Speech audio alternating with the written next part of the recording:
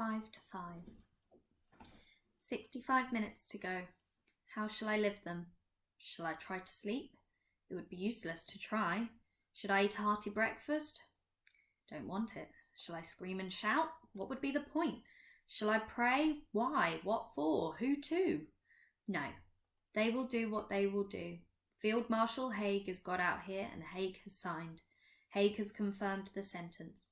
He has decreed that Private Peaceful will die, will be shot for cowardice in the face of the enemy at 6 o'clock on the morning of the 25th of June, 1916. The firing squad will be having their breakfast by now, sipping their tea, hating what they will have to do. No one has told me where exactly it will happen. I don't want it to be in some dark prison yard with grey walls all around. I want it to be where there is sky and clouds and trees and birds. It will be easier if there are birds. And let it be quickly over. Please let it be quickly over. I wake to the muffled sound of machine gun fire, to the distant shriek of the shells. The earth quivers and trembles about me, but I am strangely relieved, for all this must mean that I'm not dead. Nor am I all that alarmed at first when I find out that all I can see is darkness, because I remember at once that I have been wounded. I can still feel the throbbing in my head. It must be night, and I am lying wounded somewhere in no man's land, looking up into the black of the sky. But then I try to move my head a little, and the blackness begins to crumble and fall in on me, filling my mouth, my eyes, my ears. It's not the sky I'm looking at, but earth. I feel the weight of it now, pressing down on my chest. My legs cannot move, nor my arms, only my fingers.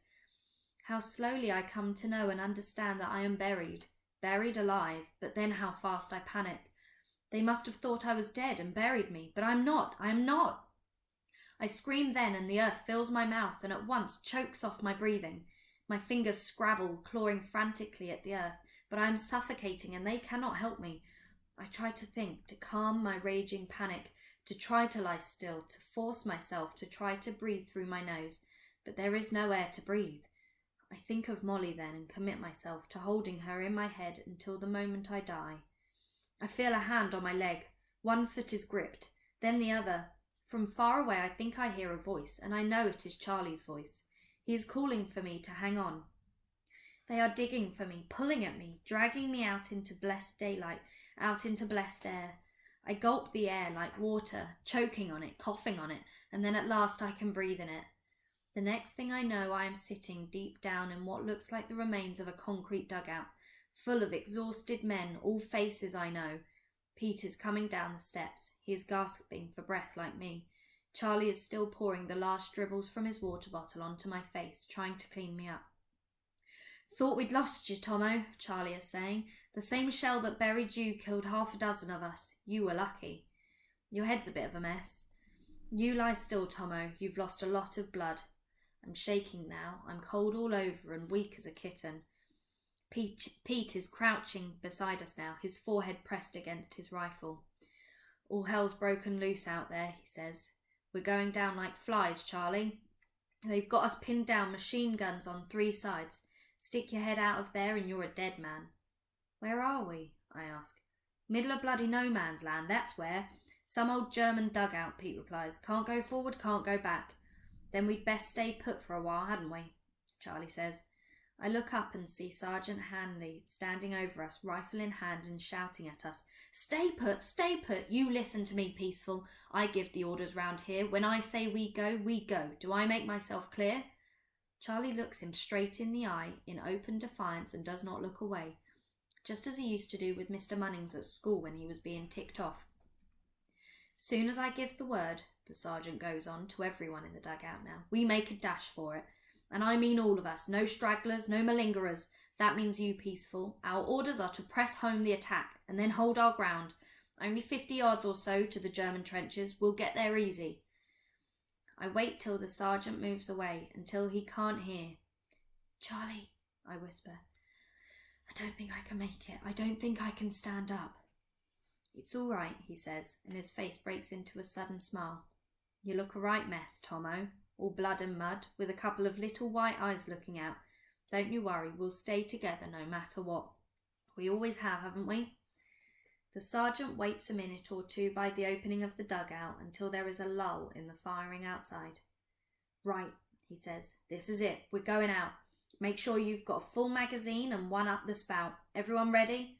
On your feet, let's go. No one moves. The men are looking at one another, hesitating. What in hell's name is the matter with you? On your feet, damn you, on your feet. Then Charlie speaks up very quietly. I think they're thinking what I'm thinking, Sergeant. You take us out there now and their machine guns will just mow us down. They've seen us going here and they'll be waiting for us to come out. They're not stupid. Maybe we should stay here and then go back after dark. No point in going out there and getting ourselves killed for nothing, is there, Sergeant? Are you disobeying my order, Peaceful? The sergeant is ranting like a man demented now. No, I'm just letting you know what I think, Charlie replies, what we all think. And I'm telling you, Peaceful, that if you don't come with us when we go, it won't just be field punishment again. It'll be a court-martial for you. It'll be the firing squad. Do you hear me, Peaceful? Do you hear me? Yes, Sergeant, says Charlie, I hear you. But the thing is, Sergeant, even if I wanted to, I can't go with you because I'd have to leave Tomo behind, and I can't do that. As you can see, Sergeant, he's been wounded. He can hardly walk, let alone run. I'm not leaving him. I'll be staying with him. Don't you worry about us, Sergeant. We'll make our way back later when it gets dark. We'll be all right. You miserable little worm, Peaceful. The sergeant is threatening Charlie with his rifle now, the bayonet inches from Charlie's nose and trembling with fury. I should shoot you right where you are and save the firing squad the trouble. For just a moment it looks as if the sergeant really will do it, but then he remembers himself and turns away. You lot on your feet. On my word, I want you men out there. Make no mistake, it's a court-martial for anyone who stays. One by one, the men get unwillingly to their feet, each one preparing himself in his own way. A last drag on a cigarette, a silent prayer, eyes closed. Go, go, go! The sergeant is screaming, and they do go, leaping up the steps of the dugout and dashing out into the open. I hear the German machine guns opening up again. Pete is the last to leave the dugout. He pauses on the step and looks back down at us. You should come, Charlie, he says. He means it. The bastard means what he says, I promise you. I know he does, says Charlie. So do I.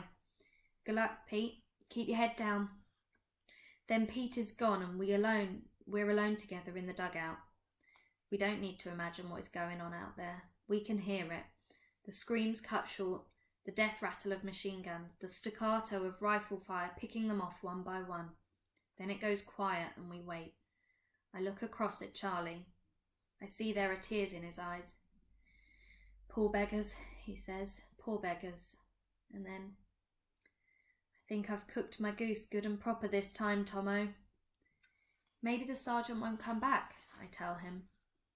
Let's hope, says Charlie. Let's hope. I must have drifted in and out of consciousness after that. Each time I woke, I saw that another one or two had made it back to the dugout, but still no Sergeant Hanley. Still I hoped. Then I woke to find myself lying with Charlie's arm around me, my head resting on his shoulder.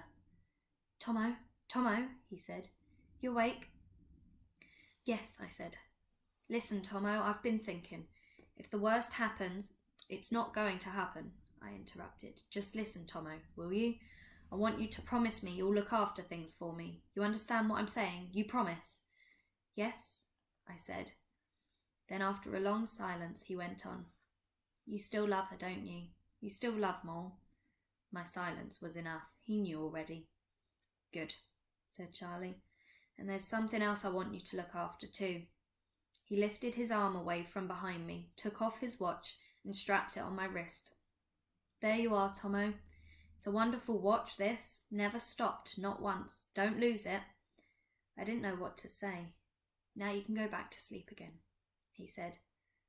And in my sleep I dreamt again my childhood nightmare, father's finger pointing at me, and I promised myself even as I dreamt that when I woke this time I would at last tell Charlie what I did in that forest all those years ago. I opened my eyes. Sergeant Hanley was sitting across the dugout from us, looking at us darkly from under his helmet. As we waited for the others to come in and for darkness to fall, the sergeant sat there not saying another word to Charlie or to anyone, just glaring unwaveringly at Charlie. There was cold hate in his eyes. By nightfall there was still no sign of Pete, nor of a dozen others who'd gone out with the sergeant to join that futile charge. The sergeant decided it was time to go, so in the dark of the night, by twos and threes, the remnants of the company crawled back to our trenches across no man's land, Charlie half dragging me, half lifting me all the way. From my stretcher in the bottom of the trench I looked up and saw Charlie being taken away under close arrest. It all happened so fast after that. There was no time for goodbyes. Only when he'd gone did I remember again my dream and the promise I'd made in it and had not kept. I'm going to finish this tomorrow.